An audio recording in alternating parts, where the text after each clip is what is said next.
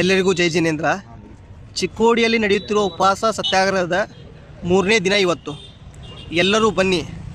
ಈಗ ನಾವು ಒಂದಾಗಿ ಸರ್ಕಾರದ ಮುಂದೆ ನಿಲ್ಲದಿದ್ದರೆ ಯಾವಾಗ ನಿಲ್ಲೋದು?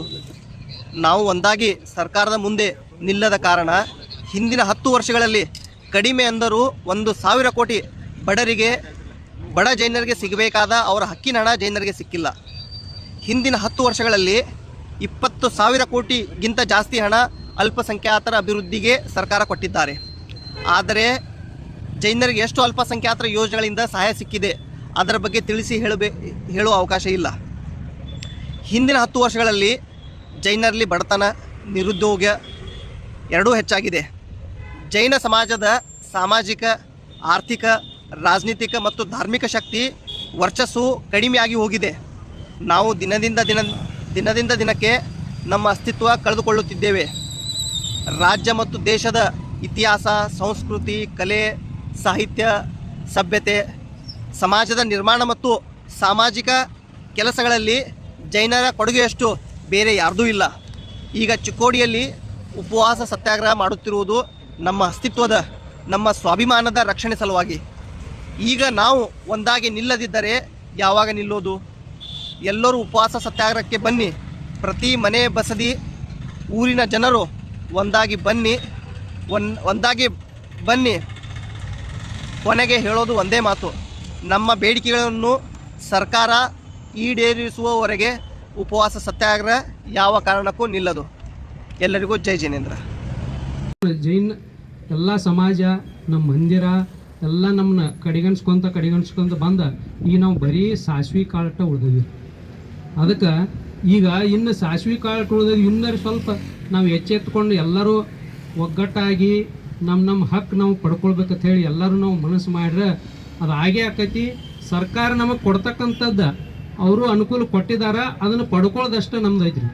ಅದಕ್ಕೆ ನಾವೆಲ್ಲರೂ ಒಗ್ಗಟ್ಟಿನಿಂದ ಹೋರಾಡೋಣ. ನಾವು ನಮ್ಮ ಸಮಾಜದ, ನಮ್ಮ ಕಡೆ ಬಾಗಲಕೋಟೆ ಜಿಲ್ಲೆಯಿಂದ ಆಗಲಿ, ಇಲ್ಲಿ ಬೆಳಗಾವಿ ಜಿಲ್ಲೆ ಆಗಲಿ, ಎಲ್ಲರೂ ಕೂಡಿ ನಮ್ಮದು ಇದಕ್ಕೆ ಸಹಮತ ಇದೆ. ಮತ್ತು ನಾವು ಈಗ ಅಲ್ಪಸಂಖ್ಯಾತರ ಕೆಲವೊಂದು ಆಫೀಸ್ಗೆ ನಾವು ಹೋದಾಗ ನಾವು ನೋಡ್ತೀವಿ, ಅಲ್ಲಿ ವರ್ಕ್ ಮಾಡೋರು ಎಲ್ಲರೂ ನಮ್ಮ ಜಾತಿಯವ್ರು ಯಾರೂ ಇಲ್ಲ, ಜೈನರೇ ಇಲ್ಲರಿ. ಅಲ್ಲಿ ನಮ್ಮ ಈಗ ಸರ್ ಹೇಳಿದ್ರಲೆ ನಮ್ಮ ನಿಗಮದೊಳಗೆ ಜೈನರು ಒಬ್ಬ ನಿರ್ದೇಶಕ ಇಲ್ಲ. ನಿರ್ದೇಶಕ ಇದ್ರನ ಅವ್ರನ್ನ ಅಧ್ಯಕ್ಷ ಮಾಡಕ್ಕೆ ಬರ್ತೈತಿ. ನಿರ್ದೇಶಕನೇ ಇಲ್ಲ ಅಂದ್ರೆ ರೀ ಅಧ್ಯಕ್ಷನ ಯಾರು ಮಾಡಿದ್ರಿ? ಅಲ್ಲೇ ನಮ್ಮನ್ನು ತುಳಿತಾರ್ರಿ. ಅದಕ್ಕೆ ಇಂಥ ಒಂದು ನಾವು ಸೂಕ್ಷ್ಮ ವಿಷಯಗಳನ್ನ ನಾವು ತಿಳ್ಕೊಂಡು ಇವತ್ತು ನಾವು ಒಗ್ಗಟ್ಟಾದ್ರೆ ನಮಗೆ ಎಲ್ಲ ಸಾಧನೆ ಆಕೈತಿ. ಒಗ್ಗಟ್ಟಿಲ್ಲಂದ್ರೆ ಏನೂ ಸಾಧನೆ ಆಗಂಗಿಲ್ಲ. ಯಾಕಂದ್ರೆ ನಮ್ಮ ಪ್ರಾಚೀನ ಮಂದಿರದೊಳಗೆ ಸಾಕಷ್ಟು ಈಗ ಅವರ ಪುರಾತನ ಇಲಾಖೆ ಒಳಗೆ ಸೇರಿಸ್ರಿ ಅಂತ ಹೇಳಿ ಕೇಳ್ತಾರೆ. ನಾವು ಎಲ್ಲ ಅನುಕೂಲ ಕೊಡ್ತೀವಿ ಅಂತಾರೆ. ಸೇರಿಸ್ರಿ ಎಲ್ಲ ಸರ್ಕಾರ ಅಧೀನ ಆಕೈತ್ರಿ. ಅದು ಮತ್ತು ನಮ್ಮಿಂದ ಎಲ್ಲ ಕಸ್ಕೊಂಡ್ಬಿಡ್ತಾರೆ ಅವರು. ಅದಿಲ್ಲ, ನಮಗೆ ಏನು ಸಿಗಬೇಕು, ಮಂದಿರಕ್ಕೆ ಏನು ನಮಗೆ ಸಿಗಬೇಕು, ಜೀರ್ಣೋದ್ಧಾರಕ್ಕೆ ಏನೈತಿ ಅದನ್ನಷ್ಟೇ ಮಾಡಿಕೊಳ್ಳಿ ಐತ್ರಿ. ಅದಕ್ಕೆ ನಮ್ಗೆ ಸಿಗ್ತಾ ಇಲ್ಲ. ಏನು ನಮಗೆ ಅನುದಾನ ಬಿಡುಗಡೆ ಮಾಡಿದಾರಲ್ಲ ಅದನ್ನು ನಮಗೆ ಸಿಗ್ತಾ ಇಲ್ಲ. ಯಾಕಂದ್ರೆ ನಮಗೆ ನಿಗಮ ಇಲ್ಲ. ನಿಗಮದೊಳಗೆ ನಮ್ಮದು ಅಧಿಕಾರ ಇಲ್ಲ. ಆಗಿದೆ ನಿಗಮ ಇತ್ತಂದ್ರೆ ನಮ್ಗೆ ಏನು ಸಿಗಬೇಕಲ್ಲ ಆ ದುಡ್ಡು ಸಿಗ್ತೈತಿ. ಆಮೇಲೆ ನಮ್ಮ ಈಗ ವಿದ್ಯಾರ್ಥಿನಿಯರು, ಹೆಣ್ಮಕ್ಳು ಸಾಕಷ್ಟು ಜನ ಬೇರೆ ಊರಿಗೆ ಹೋಗಿ ಶಾಲೆ ಕಲಿಯುವಂಥದ್ದು ಐತಿ. ನಿಮಗೆಲ್ಲ ಗೊತ್ತೈತ್ರಿ, ಸ್ತ್ರೀಯರಿಗೆ ಒಂದು ರಕ್ಷಣೆ ಬೇಕು. ಅವ್ರಿಗೆಲ್ಲ ನಮ್ದು ಏನು ನಿಯಮ ಐತಿ ಪಾಲನೆ ಮಾಡ್ಬೇಕಾದ್ರೆ ನಮಗೆ ವಸತಿ ನಿಲಯ ಬೇಕೇ ಬೇಕು. ವಸತಿ ನಿಲಯ ಇದ್ದಂದ್ರೆ ಹೆಣ್ಮಕ್ಳಿಗೆ ಗೌರವ ಸಿಗ್ತೈತಿ. ಅವ್ರಿಗೆಲ್ಲ ಮುಂದೆ ಓದಾಕ, ನಮ್ಮ ಮಕ್ಳಿಗೆ ಬೆಳೆಯಾಕ, ಎಲ್ಲಿ ಬೇಕಾದಲ್ಲಿ ಅವ್ರಿಗೆ ಕೆಲಸ ಮಾಡೋಕೆ, ಧೈರ್ಯದಿಂದ ಹೋಗಾಕ, ನಮಗೂ ಕಳಿಸ್ಕೊಡಾಕು ನಮಗೂ ಏನೈತಿಲ್ಲ ಎಲ್ಲರಿಗೂ ಹೆಮ್ಮೆ ಇರ್ತೈತಿ. ಯಾಕಂದ್ರೆ ನಾವು ಹೆಣ್ಮಕ್ಳನ್ನ ಬೇರೆ ಕಳಿಸ್ಬೇಕಾದ್ರೆ ನಾವು ವಿಚಾರ ಮಾಡ್ಬೇಕಾಗೈತಿ ತಂದೆ ತಾಯಿಗಳು. ಮತ್ತು ಎಲ್ಲ ಥರ ಸೌಕರ್ಯ ಇತ್ತಂದ್ರೆ ಕಳ್ಸಾಕ ಅನುಕೂಲ.